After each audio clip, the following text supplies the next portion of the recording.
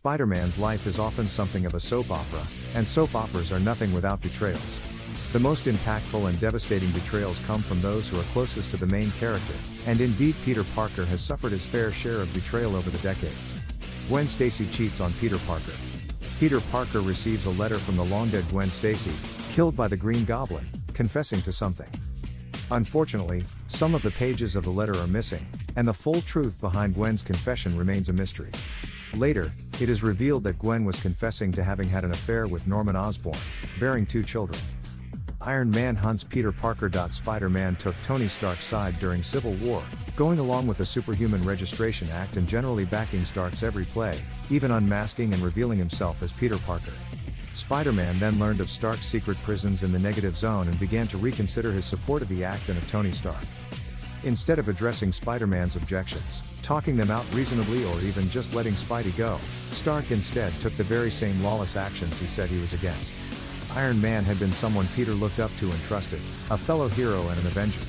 With this betrayal, he became the biggest threat to Peter's life. Robbie Robertson betrays Spider-Man. In Spectacular Spider-Man number 155, Joe Robbie Robertson is in jail. His son gets in touch with Spider-Man to tell Spidey that Robbie needs to see him urgently that night in the prison.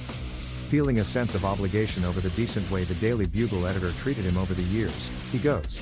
He finds Robbie there, but he also finds the killer Tombstone waiting. Spidey thought he could trust Robertson and considered him a friend, but Robbie's handing Spider-Man over to a murderer very nearly got them both killed. This would greatly affect the way Spidey would interact with the editor in the future, not to mention the way Robertson saw himself after the betrayal. Spider-Man betrays Venom. In Amazing Spider-Man number 362, Spidey asks Venom for help in stopping Carnage. Venom agrees, but with one condition: Venom must be allowed to go free afterward.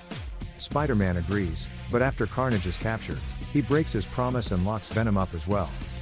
Spider-Man is usually a man of his word, but he really had no choice in this situation, as Venom being free meant he would continue to try to kill Spider-Man at every available opportunity. Still, the betrayal made Venom hate Spider-Man even more, adding to the danger the next time Venom would break free. Of course, J. Jonah Jameson got in his dig. Captain America would have kept his word. Harry Osborn, a man of many secrets and once Peter Parker's best friend, is Kindred, the powerful and manipulative demonic villain currently making Peter's life hell in Spider-Man comics. Having died, then risen through the ranks of hell, Harry earned from Mephisto the right to return to death, where he works his plans to make Peter and his father Norman's lives miserable.